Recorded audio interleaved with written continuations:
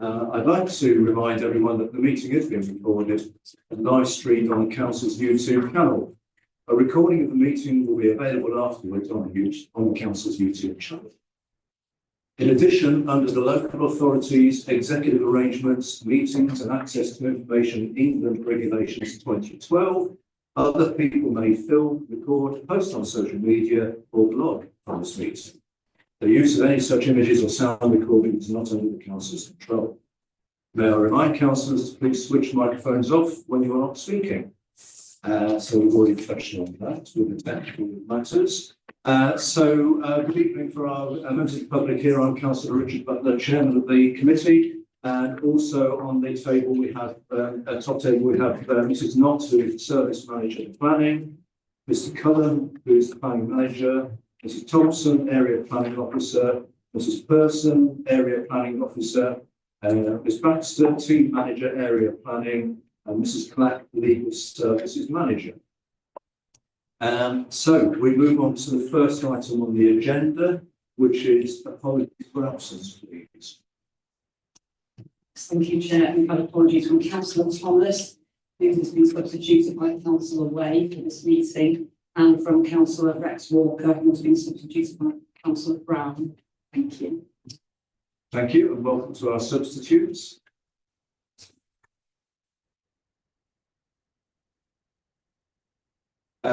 So thank you for that.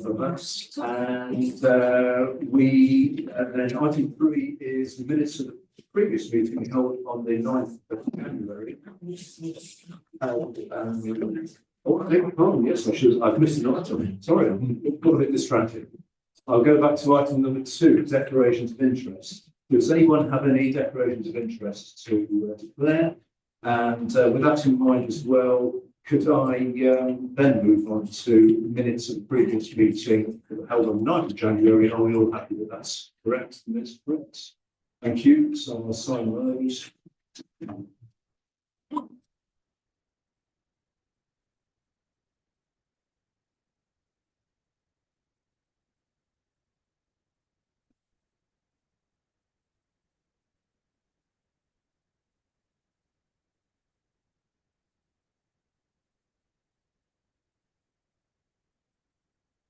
So we move on to item 4. Just before we go into tonight's planning applications, can I confirm that we have received and seen the late notifications and submissions? Also, declarations of lobbying. I have been approached by the applicants for the first application.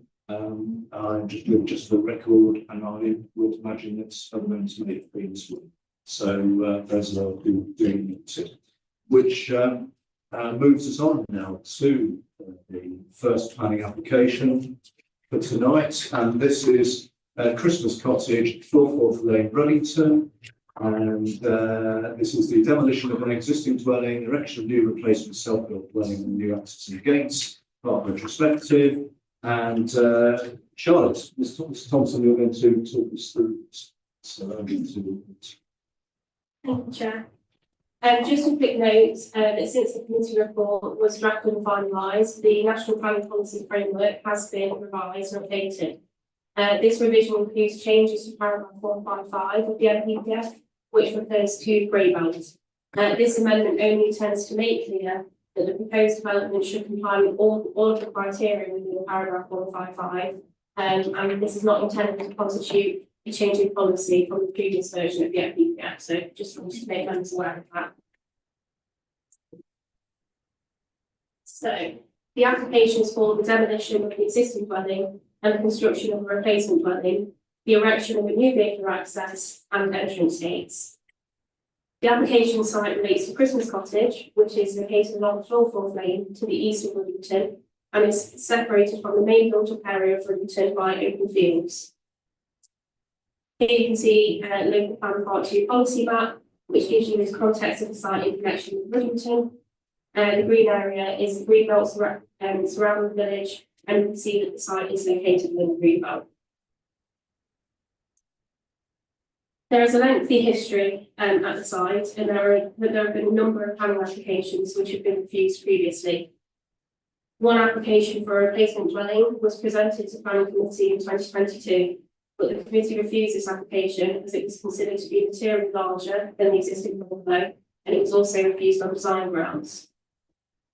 An application for extensions to the bungalow was also refused on delegated powers in 2024 on both greenbelt and design grounds. Until recently, the site accommodated a single-storey bungalow, a garage, and outbuildings to the rear garden, which you can see on the site here. The bungalow has since been demolished and construction of a replacement dwelling has since commenced. The outbuildings within the rear garden have also been removed, and the garage to the front of the site is still in situ and is proposed to be retained. The current access to the site is located in the north-eastern corner of the site and provides vehicle access from Forthall Lane to the garage building. It's worth mentioning at this stage that there is a disagreement between the applicant and the council regarding whether the building was demolished or whether it accidentally collapsed. This was considered prior to issuing an enforcement notice, and the council felt that there was sufficient evidence to issue an enforcement notice on the site. There is currently an appeal on this enforcement notice, which is pending consideration by the planning inspectorate. However, this is a separate issue to this current planning application. The method of demolition is not relevant in this case, and the application needs to be considered based on its merits. So I'll just go through some site photos. So this is just a photo of the bungalow prior to demolition. This is the front elevation of the bungalow. You can see the garage in the corner there. This is a photograph of the rear of the bungalow prior to demolition. So again, you can see single story, combination of roof space and the garage here. But this is just a view from Forthall Lane onto the site prior to the bungalow being demolished. This is just a photograph showing what's on site at the moment. So this is the front elevation of the building that's there. This is a photograph looking from the west of Forthall Lane onto the site. So that's just the side elevation of the building there. This is a photo from the rear garden, so that's the rear elevation of the building. Another photograph of the rear elevation. This is just a photograph to the view of the west through the rear back garden to the west of the site. And this is just another photo of the rear garden looking south. So moving around the site, this is the side elevation of the building that's there. And this is a view of the front of the site, so you can see the garage here that's supposed to be retained.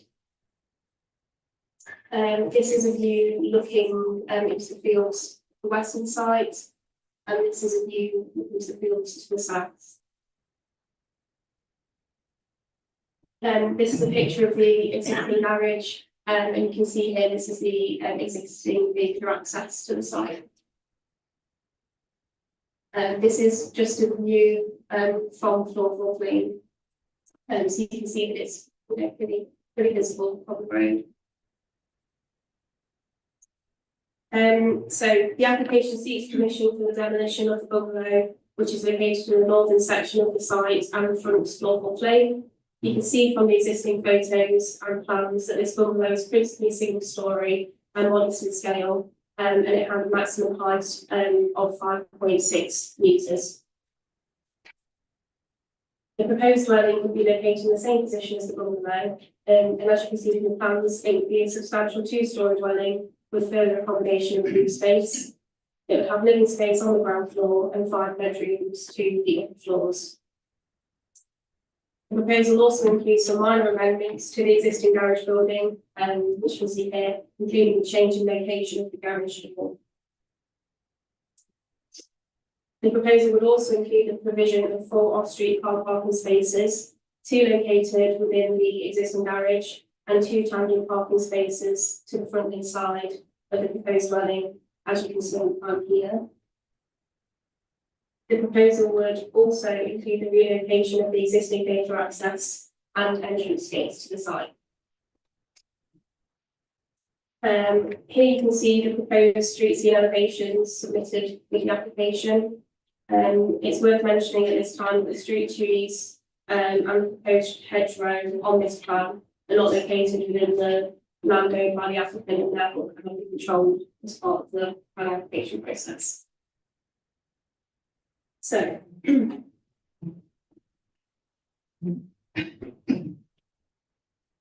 main considerations that I'm going to run through relate to the principle of development within the greenbelt, the impact on the character of the area by elevation design, and highway safety concerns. Matters in respect of the impact on neighbouring community, ecology, and biodiversity are covered within the report, and there are no concerns raised in relation to these matters. So I will not be going into detail on these, but I will be happy to take questions at this time. As reported, the application site is located in the greenbelt, and the NPPF sets out that development within the greenbelt is inappropriate and should not be approved except in very special circumstances. Paragraphs 154 and 155 of the NPPF set out some exceptions to inappropriate development, one of which being a replacement of a building, provided that the new building is within the same use as the existing building and isn't materially larger than the one it replaces. The demolished bungalow was single story in design with a maximum ridge height of 5.6 metres. The proposed dwelling would be 2-storey with additional accommodation in the roof space with a maximum height of 8.2 metres. The proposed dwelling will also have a significantly larger footprint than the bungalow. The planning statement submitted within the application states that the proposed dwelling would represent a volumetric increase of 51% when compared to the bungalow. However, officers have reviewed these calculations and have noted that this would include outbuildings which have been demolished and which were located a substantial distance from the bungalow. It's considered that these buildings should not be included within the volumetric calculations for the existing dwelling. It is how it's supposed to be related to the dwelling. Based on this and the plan submitted, officers consider that the proposal would have a volumetric increase of 98% when compared to the existing bungalow and the garage. Given the significant increase in height, footprint and volume, it's considered that the building it intends to replace. It's therefore considered that the proposal would not accord with this exception to inappropriate development. The applicant's planning statement has also suggested that the proposal would meet other exceptions to inappropriate development listed within paragraph 154 of the NPPF. One of these exceptions allows for infilling within villages. There is no definition of infilling within national policy. However, the Rushcliffe Local Plan Part 2 identifies infilling as a development with small gaps within the existing built fabric of the village. The site is located at the end of a cluster of ribbon development and surrounded by open fields to the west and the south. It's therefore considered that the proposed dwelling would not represent infilling. Further to this, it's considered that the site is divorced from the village of Ruddington and therefore cannot be said to be within the village. For these reasons, it's considered that the proposal would not accord with this exception to inappropriate development. The planning statement also makes reference to another exception to inappropriate development within paragraph 154, which allows for the partial or complete redevelopment of land, subject to it not causing substantial harm to the openness of the greenbelt. The first test of this exception is to consider whether the site would represent previously developed land, as defined within the NPPF. The full NPPF definition can be found within paragraph 51 of the officer report, but the definition is clear that it only includes land which has been lawfully developed. In this case, the bungalow has been demolished and a building has been partially constructed. An enforcement notice and a stop notice have been issued on the site. It's therefore considered that the proposal would not meet this definition as of previously developed land, as it's not been demonstrated that the land has been lawfully developed. Even if it were considered that the land does constitute previously developed land, as per the NPPF definition, it's considered that the proposal would cause substantial harm to the openness of the greenbelt by virtue of its additional height, massing and scale, and would therefore fail the second test of this exception.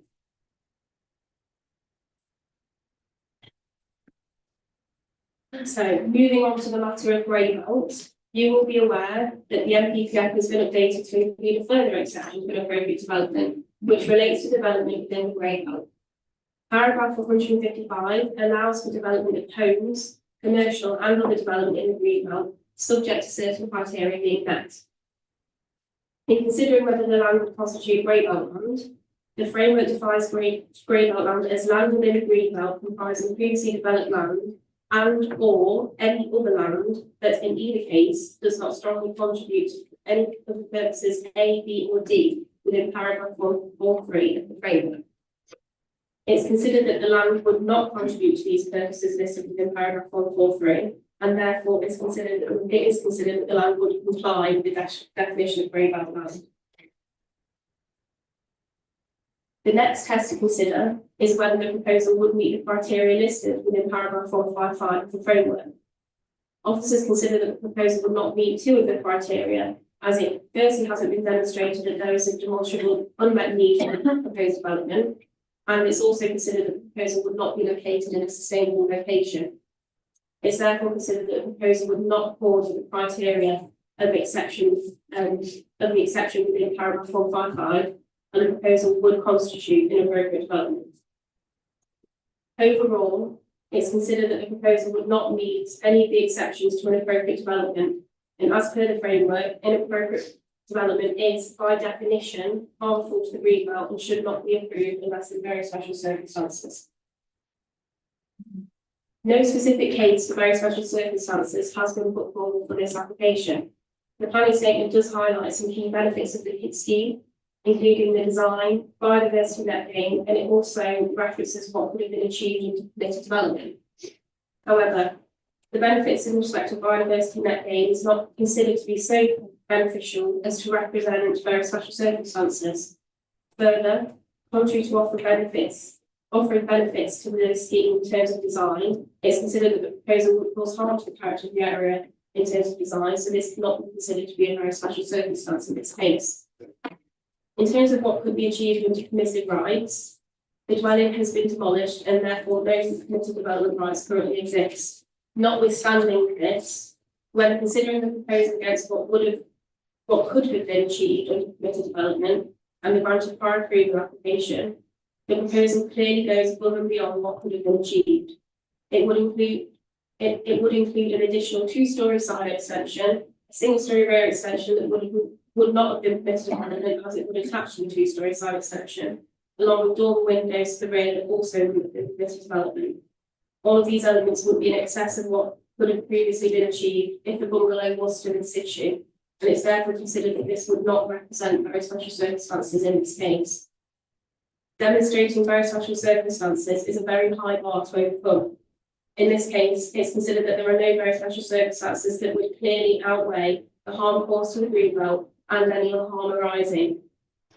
The proposal is therefore considered to be fundamentally contrary to national and local green belt policies, and this forms, in terms of green belt, and this forms the first refusal reason for the application.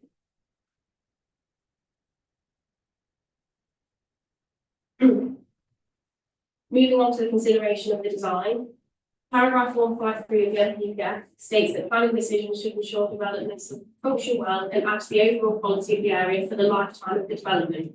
And it also requires development to be visually attractive as a result of good architecture. Paragraph 139 of the NPPF goes on further to state that development that is not well designed should be refused. The application site is highly visible from Rushcliffe Lane and is surrounded by open fields to the west and south. Rushcliffe Lane is characterised by large dwellings which have little uniformity in terms of design and architectural detailing. However, when considering the design of this dwelling, it's considered that the additional massing would create a long, flat front elevation, which leaves little architectural detailing to break up this massing. The windows on the front elevation are placed sporadically, and it lowers the overall design quality of the scheme. Overall, it's considered that the scheme would be a low quality design, and due to its prominent position, it would cause harm to the character of the area. As such, this would form another reason for refusing the application.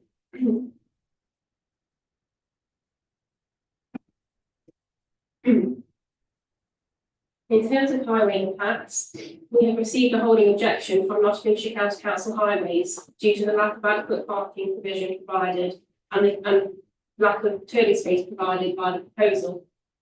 The Nottinghamshire Highways Design Guide requires that 5-bedroom dwellings provide a minimum of 3 off-street car parking spaces. Whilst the proposed plans indicate that 4 off-street car parking spaces would be provided, the Highways Department have raised concerns that they would not meet the minimum space requirements and that one of the spaces would be impossible to manoeuvre in and out of. The site is located on a relatively busy classified C road with a national speed limit, and therefore turning space is required to allow cars to egress onto the public highway in a forward gear. The Highways Authority have raised concerns that the current proposal does not achieve this. For these reasons, it's considered that the applicant has failed to demonstrate that adequate parking and turning provision can be provided and would therefore be contrary to highway standard advice and policy 1 of Local Plan Part 2, which requires developments to provide adequate parking provision. This has formed a further 2 refusal reasons for the application. It's worth noting at this stage that the applicant did provide a revised plan at the latter stages of the application process in order to address highways concerns that had been raised. However, this plan proposed car parking provision outside of the red line of the application site, and also proposed to alter the location of the proposed access, which would have been an amendment to the red line of the application. It was considered that the arrangements within this plan would not address the concerns raised. It also would have delayed the decision-making process, and therefore the plan was not accepted and has not been consulted on. This plan does not form part of the determination of the current application. To conclude, it's considered that the proposal would be an appropriate development within the green belt, and there are no very special circumstances which clearly outweigh the harm arising in both green belt terms and any other harms arising, which in this case would include harm to the character of the area and the highway safety concerns as I previously outlined. For these reasons, it's considered that the proposal would be contrary to both national and local planning policies, and the application is therefore before committee for the recommendation of refusal as outlined in the officer report. Okay, thank you, Ms Thompson. Now we have 2 speakers on this application, the applicant and the ward member. So the first speaker is Mr Millett, and who is the applicant? So the way it works is if you sit at the chair there, you've got up to 5 minutes to address the committee. It's not a 2-way thing, it's just talking to us. If you're still talking at 4.5 minutes, we'll say there's 30 seconds left, and then 5 minutes we have to stop. So as soon as you're ready, press the right button, the red light will come on, and your clock will start.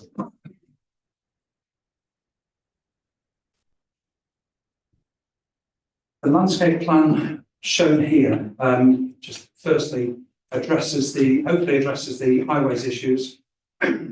The space to the side of the house is 4 metres wide, so plenty of room, and the hedging is on the outside of our boundary fence that you've seen in previous photographs. In the blue area, you can see the existing driveway and the existing garage that we now propose to remain. The alternative would be not to have a new access and just have that where we would be reversing on and off the driveway. So hopefully that shows some of it there. We started our permitted development extensions while waiting for planning permission, and during the extension work we had a couple of sections of wall collapse, and where possible we retained the footings so we could rebuild these using the original bricks. And our architect stated that although the building was old, there was no way we could predict any of the faults. We've worked tirelessly to resolve any of the issues that the planning department had, but we find ourselves in the enforcement situation. We haven't committed any offence and are doing our best to resolve it still through the appeal. So onto the planning points. I just wanted to say the local plan part 1 says when considering development proposals, the council will take a positive approach that reflects the presumption in favour of sustainable development, and it will always proactively work with applicants to find solutions. With previously developed land, I've looked at the National Planning Policy Guidelines and the glossary for the definitions. And previously developed land is defined as land that's been lawfully development or and is or was occupied by a permanent structure. I don't think it's fair to suggest that there wasn't a bungalow on it, so it does qualify as previously developed land. What currently stands is a park building. It doesn't have a roof, so it can't class as a building. So if we were to look at the previously developed land as an argument, it would be that it is previously developed land and therefore it is not inappropriate development by virtue of paragraph 153 and footnote 55 of the new framework published in 2024. The footnote basically suggests that other than in the case of development of previously developed land or grey belt land where development is not inappropriate. And that sort of forms part of the argument. The grey belt is not disputed. We are in grey belt. It is deemed as grey belt land. But I know that the new framework then it's about understanding where that fits in and should all criteria be calculated. If the committee are minded to not accept that this is previously developed land, then the calculations for green belt calculations, we've worked through those calculations, looking at previous planning applications that have been consistently approved where they've taken buildings outside of the 5 metre sort of rule of thumb, and they come within 50% or very close, either on footprint or volume. And we have found ourselves still unable to convince planning officers that this should be presumption in favour of development. So that sort of more or less finishes it. I guess for us, we don't have many options. We've been told on email that the only application that will be accepted would be one to replace the bungalow, which would mean us knocking down almost everything that has been built, digging out foundations, all that damage to the environment. And it goes against what we're trying to do in terms of ecological builds. You can see from the plan here the elements that we've got in there with bat boxes and bird boxes as well, and the wildflowers and bees. That we have a desire to have a family home in the countryside that's sustainable and will last time in the future. And then the end point is, what do we do? If we've got to rebuild the bungalow, to knock down what we've done, rebuild the bungalow, and then rebuild the extensions that we've demolished, then it leaves us causing an awful lot of damage to the environment, and it leaves the site not being developed. Is it greenbelt now? Is it because there is no longer premises on there? Is it greenbelt, or is it still previously developed land if we demolish what we have there? So that's it. That's my passion plea to you to consider our proposals. Thank you very much. Okay, thank you. Hang on 5 minutes, so thank you for that. So our next speaker is one of the ward members, Councillor Gaunt.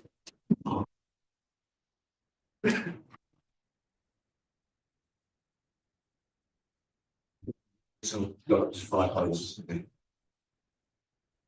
Thank you. I'm going to steer away from all the technical stuff because that's for you guys to decide. But I'd like to start to take the chance to alleviate some of your fears or concerns around this development. I'm focused mainly on 4 recommendations that have been put by the planning group, and pick through those and see why I don't think that they're necessarily justified in rejecting this current application. We focus mainly on recommendations 1 and 2, that character and that impact on the green belt, but then I'm going to focus a little bit at the end about parking. I think hopefully some form of kind of condition of planning and accepting some of these other design ideas could easily alleviate that. Points 3 and 4, I don't think they really deserve much merit. So firstly, recommendation 1 seems to focus its objections on damage to the green belt. Well, this property originally was intended to improve and extend a very dilapidated bungalow. I've looked at the photos that you've seen. I'm not sure they do justice to how run down Christmas Cottage was, and the site has been like that for a long time. It's not been a nice bungalow. It's really treated the area quite badly, reducing the quality of the area. Basically, they were looking to develop under permitted development. Having visited that site myself with Councillor Walker, we were very easily convinced that it's an accident. The original bungalow was not demolished, from my opinion. The wall collapsed while they were doing the work. It was a very old, shoddy building. They've gone to extreme efforts to rebuild using the original bricks on the original footings. If they were trying to demolish the building, they probably would have gone for a different moving the footings somewhere else to make it more appropriate, but they went for exactly the same footings with original bricks to make sure that they could return it to its previous status so that it was able to continue to be developed retrospectively. So in my opinion, this is lawful development, and I don't think we can say that it isn't, because it fits the criteria, because it is being a redevelopment of a previously built building. Yeah, I think that, of course, that was an accident. It's currently a building site which has been slowly deteriorating. We visited it before Christmas. Water has been getting into the site. Timbers are all getting damaged. It's not economically viable for the millets to continue with that site as a building site. So it's having really detrimental impact on the building itself. As a building site, tarpaulins all over the place and water ingressing into the site. It's very difficult to understand how leaving the site as that is in any way preserving the green belt's integrity and safe and quality, and that building a house will actually improve the quality of the green belt site. It can't see how it's possible to damage the green belt any more than it currently is by having an old dilapidated cottage on it and now building site. So with that in mind, I think we should proceed. Secondly, recommendation 2 focuses heavily on the detriment of the design and the character of the area. Well, Fulford Lane area is nearly 1 mile from the village centre, and it's completely unique urban development, as you mentioned. It's so far from the village that an ancient oak tree stands halfway down the road that was used for mourners who had to pause to rest because it was so far where they were taking the bodies of their deceased family members to Fulford churchyard. So we're talking about something that's completely separate from the village. So it can't be the village character that's being impacted. And also along the edge of the village, on that what would be the eastern side of Ruddington now, there's very large developments that we passed as a planning committee here. Mere Lane, the Mere Lane development has large 5-bedroom houses on small plots, very visible. In fact, they're visible not just from Fulford Lane, but from the property itself. So to imagine that a house within a large garden that is smaller than those developments would have any impact, to me, seems quite bizarre.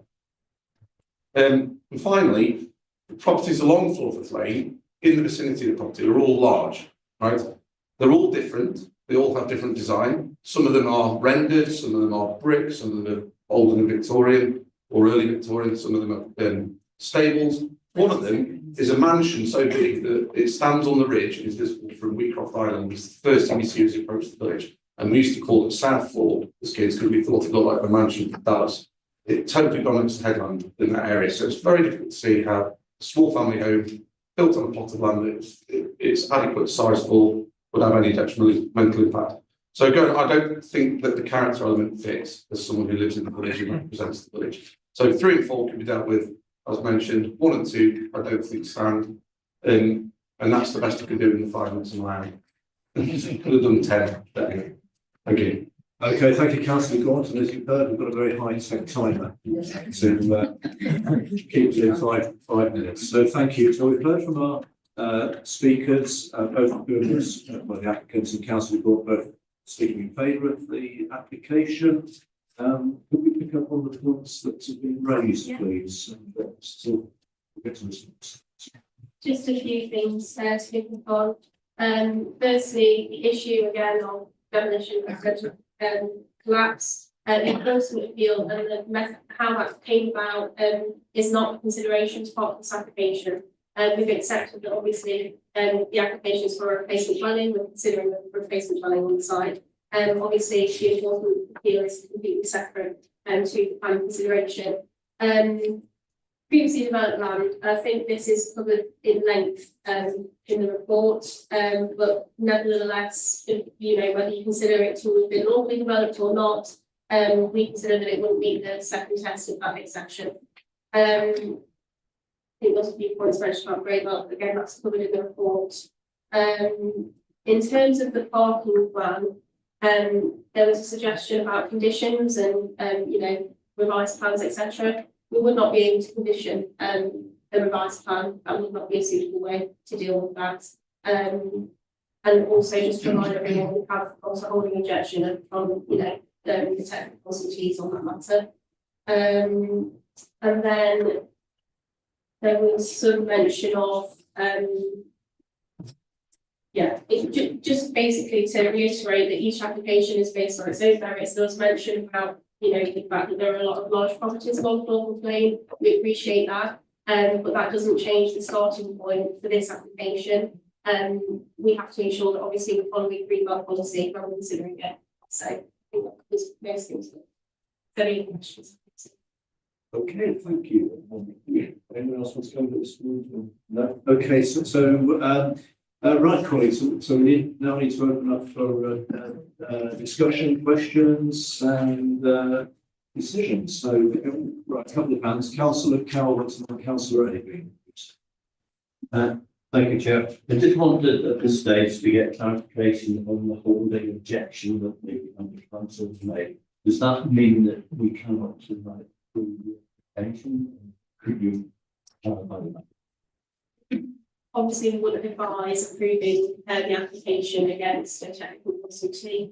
Holding objection basically means that they do not consider the plan that's been put before us that we are considering is acceptable in line with safety terms.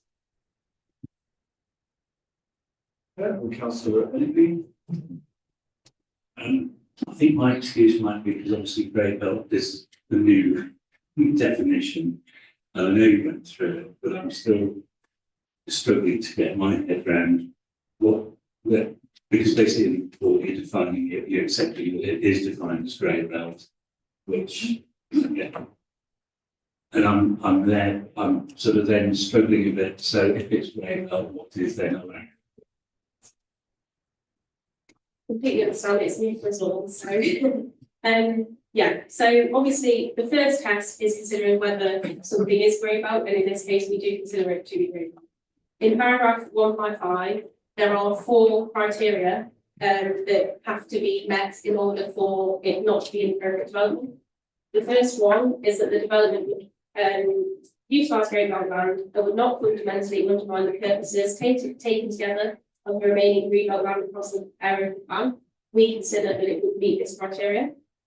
The second is that there is a demonstrable unmet need for the type of development proposed. And it clarifies further within a footnote that it basically, in terms of housing, if the council does not have a 5-year housing land supply, then that, you know, there is a demonstrable unmet need. But in this case, Rushcliffe do have a 5-year housing land supply. The proposals for a replacement dwelling, so it would actually be adding to housing stock either. So we don't consider it would meet that point. The third criteria is that the development would have to be in a sustainable location. We don't consider that to be the case. As highlighted within the report, it's divorced from Riddington. There is no public transportation in close proximity. There's no footpaths in order to get to public transportation either. So we would consider it not to be a sustainable location. And then the final point is talking about golden rules, which refers to major developments about reviewing in this case. So hopefully that clarifies some things for you. But happy to take this section. Does that help clarify? I think it helps clarify, but it doesn't necessarily.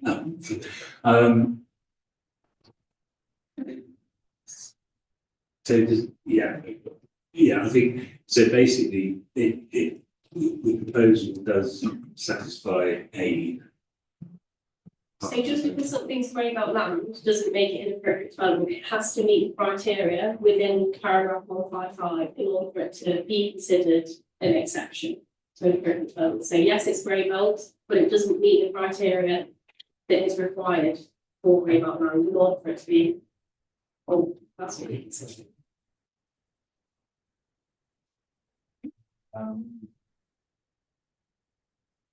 Right, any other comments or questions at this stage? Councillor, are you indicating to, oh, sorry, Councillor Brown. Thank you, Chair. Well, I sympathise and fully understand, having seen pictures of the original Christmas cottage, what you're trying to achieve here. However, my concerns lie with the NPPF on the basis that the replacement dwelling would be materially larger than the building it is to replace. And there are no exceptions within the paragraph 154 and 155 that the proposal would comply with. And the introduction of substantial built form would result in encroachment into the countryside. One of my problems I have,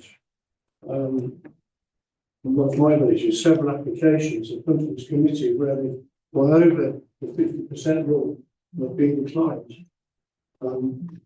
Just like to share that with the committee, that's my thoughts so far. But I'm still undecided. Okay, thank you. And Councillor Ellis. Thank you, Pierre.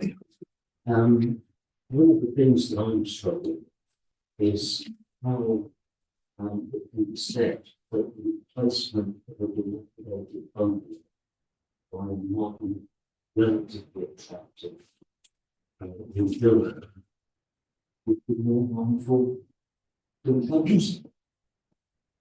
It's very obvious, and I totally accept the argument about the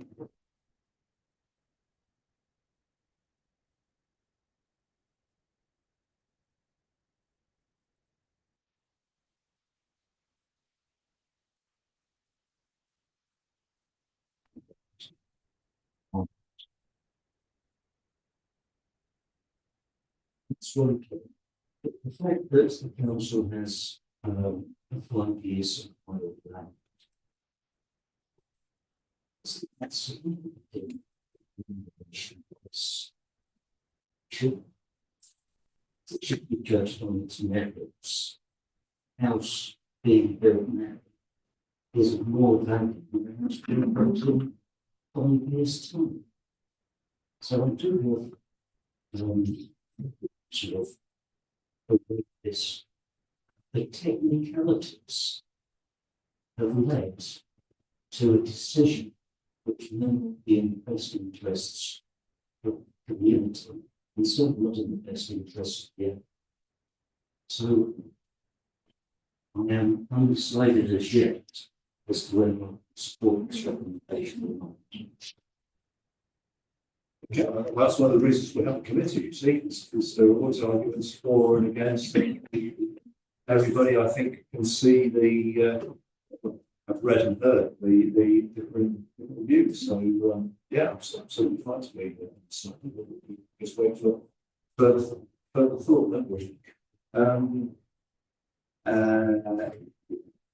Right, now, can we just have clarification on the highways? We can't comments and can't just for clarity. We know that in the report it says that the Highways Authority has holding objection.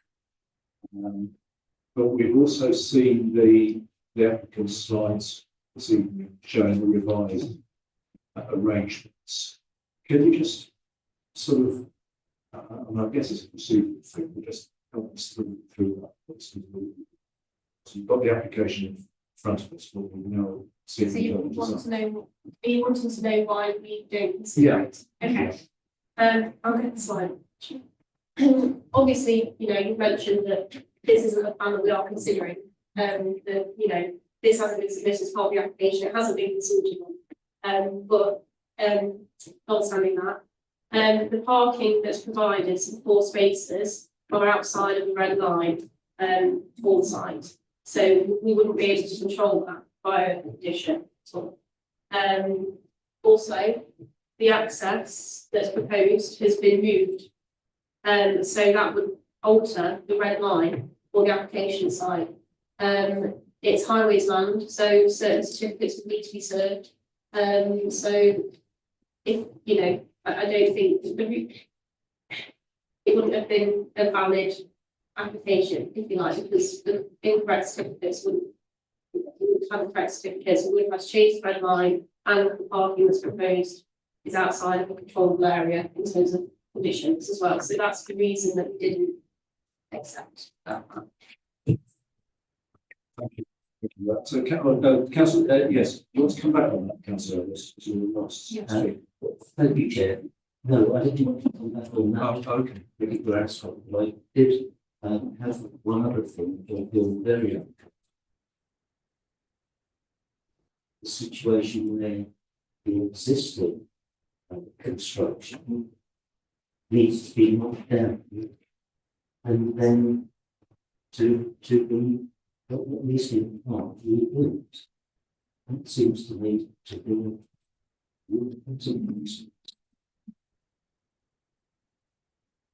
Yeah. Application. If you're interpreting, if we're interpreting that correct. So, yes, Mrs.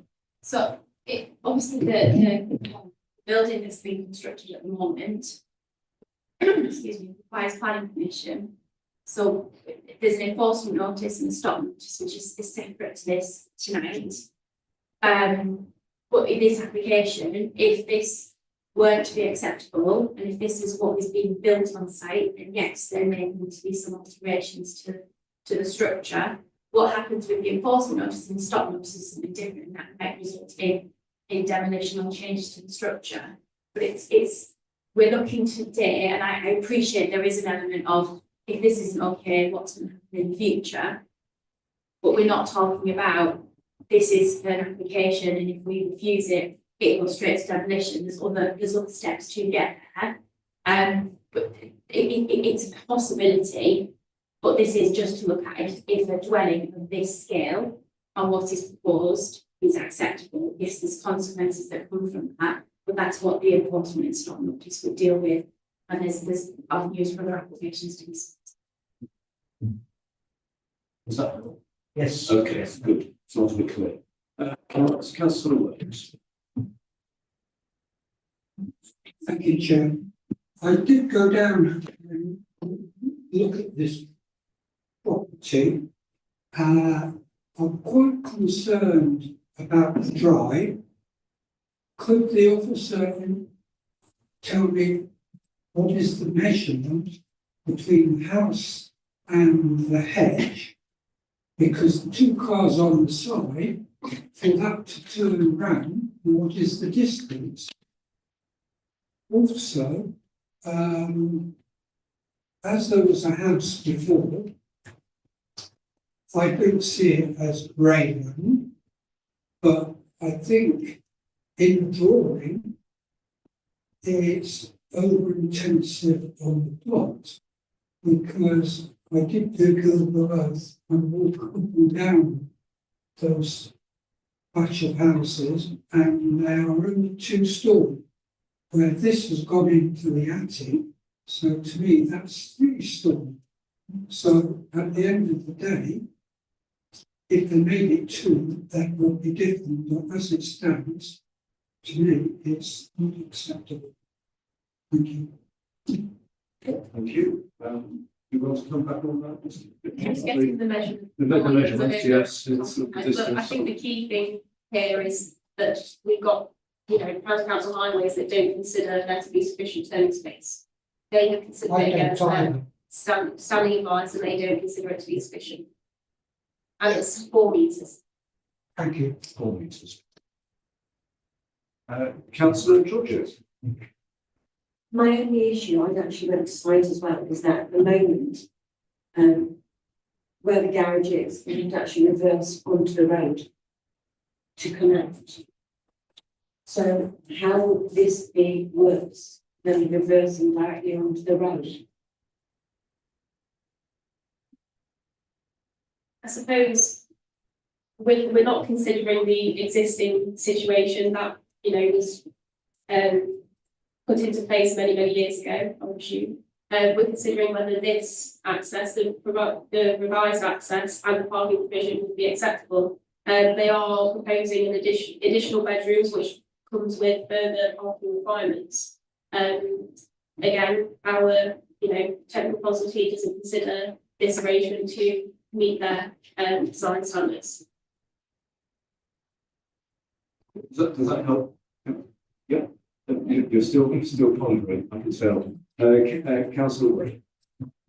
Yes, moving on from that, one of the other diagrams you showed, which might be outside this application, I'm sure, one that showed the existing building, 2 garages. Yeah, bring that. Yeah, bring that up.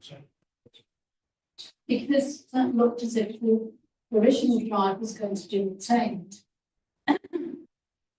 And it's, there's a block with the Is it With block plans. yeah, that's there. So looking at the That's. yeah, that's, Oh, is it? is that part of this application or is this the additional? No, this is the That's the additional plan that that's the- hasn't been consulted on, and it's not part of the So we're consideration not of this going to consider application. that. Fine, it's okay, I was going to ask about that. Okay, councillor Wells wants to come back. The councillors have got to realise this is a country road, but I went there and it's over 50 miles an hour speed limit, and the cars were doing a lot more than that. I pulled into one of the drives across the road to do a U-turn, and it took me ages because the cars were going so fast. So I do think there's enough space so the cars will come out in the forward gear. Thank you. Okay, that's an observation, thank you. And councillor Mason. Thank you. Yeah, it is quite a complicated thing because we've got things here before us that actually aren't part of the application. And I do have to question why, but I realise that the applicant has done this and wants us to see it. But I think it makes it more confusing that we're looking at things that aren't in front of us and we're not considering. Having said that, I hear you say, you know, it isn't sustainable and it doesn't reach the criteria as regards there being adequate either buses or anything like that. Well, I'm sure there's a few places in Rushcliffe that are similar. But I do feel that the things that I'm not happy with at the moment, they outweigh those considerations that perhaps I don't agree with. I'm not happy about the height of the new building. I think that is we have lots of things come before us and talking about height. And it is big. And I go along there nearly every other day. And yes, it was small, and we're not saying it can't be a bit bigger. But I see it was quoted as 98% larger. And I consider that to be too high. As has been said before, we have looked at others that have been less than that, and we have refused them. Maybe not for that solely for that reason, but for other reasons. I did notice you said it was a low quality design. Do you mean that it's plain, boring, or what is your thoughts on exactly what is low quality design? Good question. You often say, don't you, that this beauty is the art you hold. Yeah. So yeah, that has some clarification. Yeah. Thank you. Design is subjective. There's no denying that. Okay, so what I would say is that obviously the width is increasing quite substantially. It is a flat elevation. It's a large, long elevation. Windows are in odd places. There is nothing breaking up that large massing. There was a scheme that was refused previously in 2024 for extensions that looked largely similar to this. and the design concerns were mentioned then, and not, it's in my view that nothing's changed for it to be acceptable. We've got to ensure that whatever is obviously being constructed for it is well designed. So it's my thing. I remember going past that little small cottage there. It was very small. Even if you were to make that with a bit longer, it would be, it may not be as big, but I think it would be a lot better. I just feel that that just looks like over proportionally, outside of the proportions that it should be, and yeah, I can't see that I can honestly say that I can propose to oh no, because the recommendation is to refuse. I'm not doing that at this case. I want to hear a few other people, but I'm not of a mind to. At the moment, I don't see enough positivity in it. Thank you. Okay, that's we're entitled to that view. That's again, it's down to individuals' views and opinions. So, Councillor. Thank you, Chair. I've just been looking on Google and it has a day off now until the 22nd of February, and I don't drive, so and I haven't had a day off before. So I haven't been out to see this, but looking at Google Maps, I'm wondering what the ward member particularly mentioned was that the surrounding buildings on the opposite side of the road, particularly, I don't know whether that was the one to which Councillor Gore referred as being the mansion, but there are some particularly huge buildings all around it. So I don't think agree that the size is out of place. What I do agree with is, having listened to what the council has said, that it's not sustainable in form of transport. It's a 17-minute walk from the number 9 bus stop, but there doesn't appear to be a pavement, and it is a very fast road. So that on that, so there's one thing that I think, that the surroundings are also very large buildings. I don't know how old they are. I don't know whether that could be a piece of information that someone might have, whether or not planning permission has been given for some of these very large buildings recently, or whether they've been there for a very, very long time. I presume Willowbrook Farm might have been there for a long time. I think that might be relevant in terms of certainly as far as the size is concerned, but I do agree that it's not sustainable in the form of transport links, no cycle lane. Okay, thank you. Probably no need. Well, did you ask a question about the buildings around it? Well, yeah. Do we know? I mean, perhaps some of the other councillors might know the area better. Do you know how old those? Have we recently given planning permission for anything around that area? Because it is quite relatively built up with very large buildings. It's not sort of completely surrounded by countries. I don't know the ages of the properties. I do know that we have had applications along Thornthorpe Lane. Each have been considered on their own merits. Each have been considered based off of the 3-volt policies within the framework. The key here is whether councillors consider the replacement building to be materially larger than the existing building that it intends to replace. That policy would have considered for the other, any other replacement dwellings on Thornthorpe Lane. The key here is that the starting point, yes, is small, but you have to be satisfied that the replacement dwelling isn't materially larger.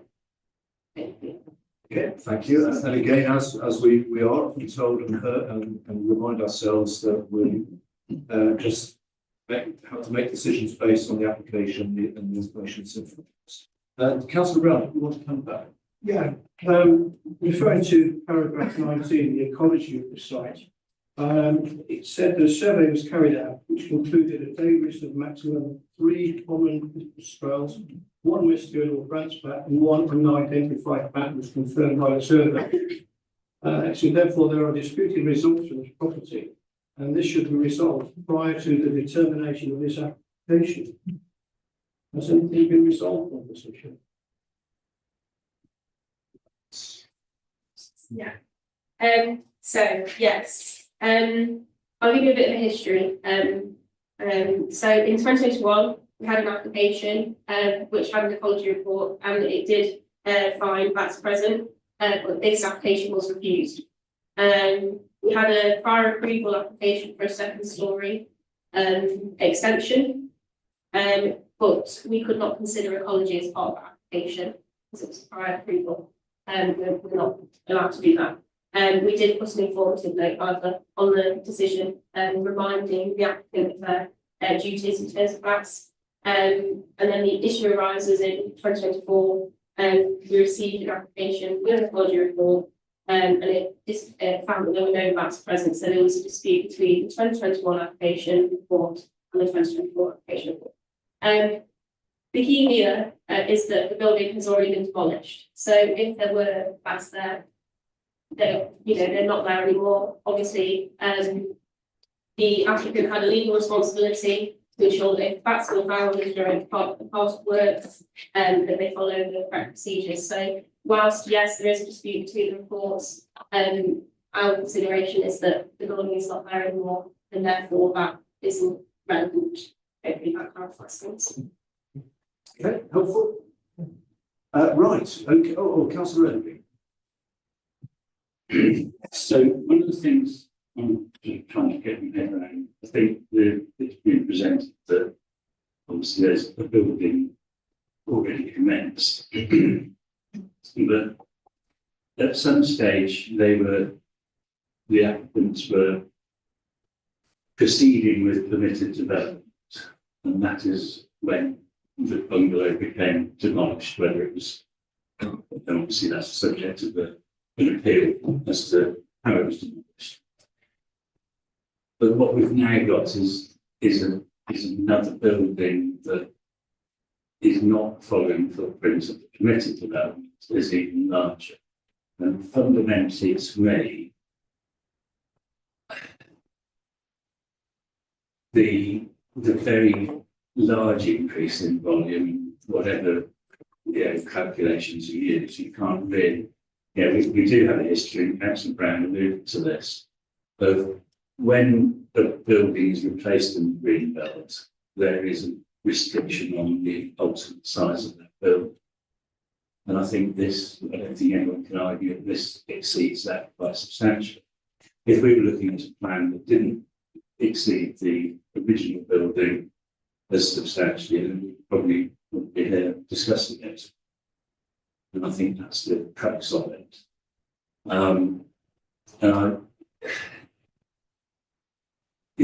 All of the arguments about, it's a building site, it's not.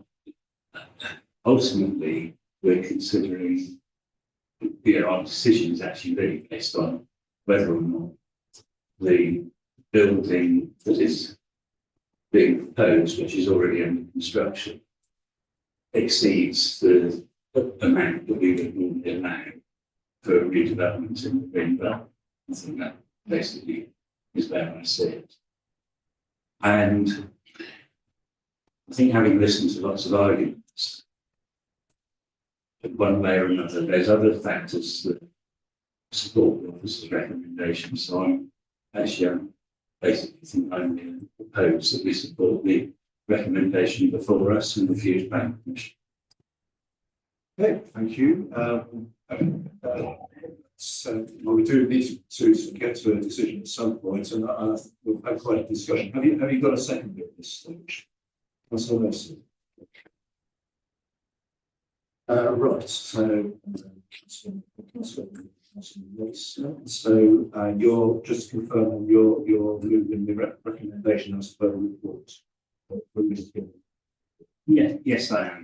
And I would would of course point out that the applicant does have other options, and that's to come back with something that I think can comply with something that the planning officers can live with. Okay, thank you. So, you know, we're not saying even that piece of land can never be redeveloped, but basically saying the plan that's been put forward to us exceeds what we would normally allow, and the officers are correct to turn it down.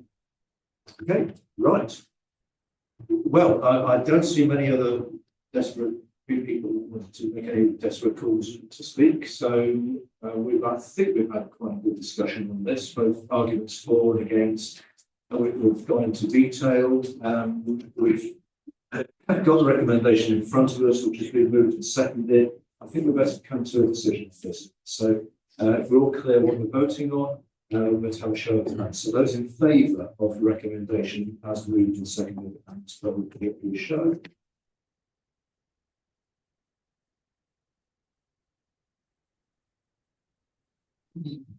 Is anyone against? Against? And any abstentions? One abstention. So, right, so that means that the decision's been taken to support the recommendation as per so permission is refused. So thank you. We will move on to our next application. Thank you to our visitors for attending the meeting.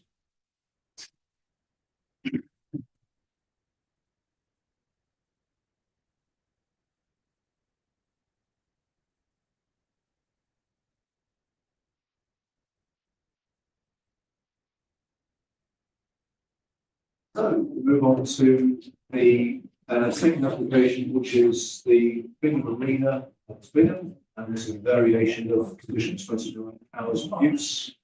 And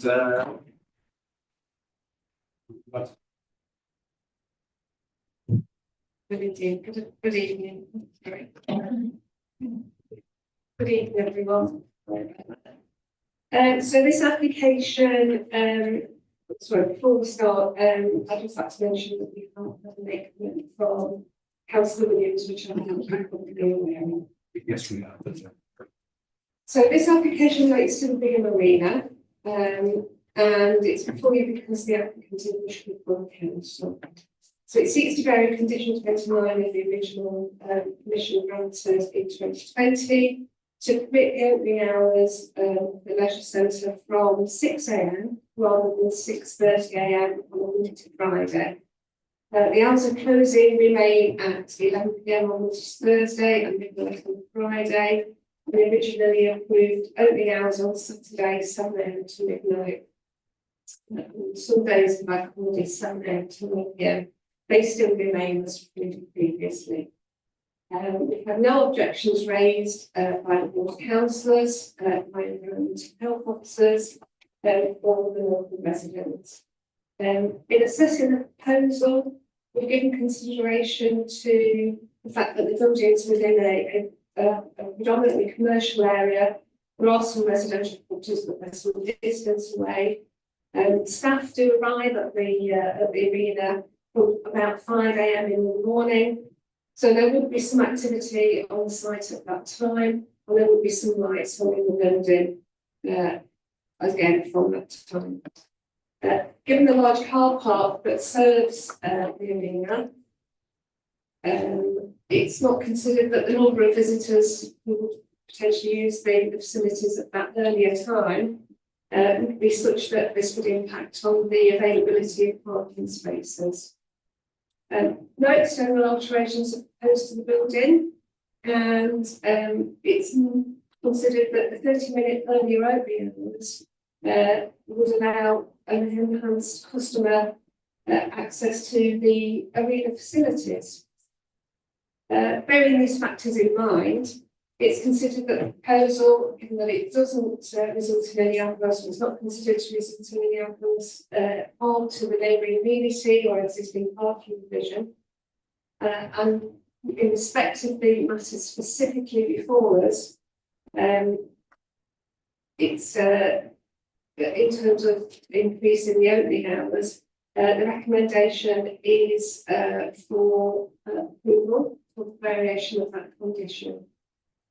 You'll also note probably that previous conditions imposed on the original permission have also been updated to reflect where details have been submitted to and approved in the various submitted discharge and permission applications and subsequent non-to amendment applications.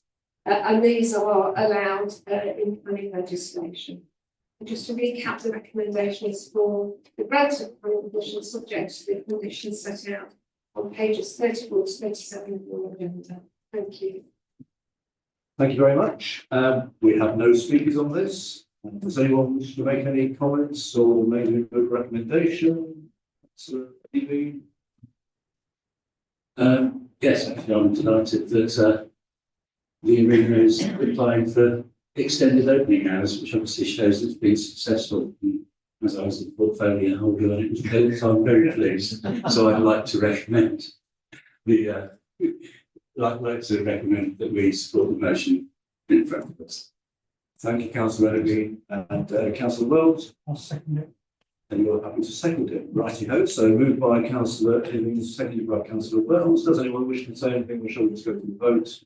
Go to the vote. Those in favour? That's okay, super. Thank you very much. And thank you for the detailed report. I know it's a relatively simple application, and you still have to have detailed reports. So thank you for that. And then the final item on tonight's agenda is for noticing some recent appeal decisions. They're here just for information, unless anyone's got any questions. We need to get it back around you, aren't we? To self-explanatory. So, right, okay, so that's the final item on the meeting. We will bring the meeting to a close. 7:15. Thank you very much. And we've got a few technology issues as well, so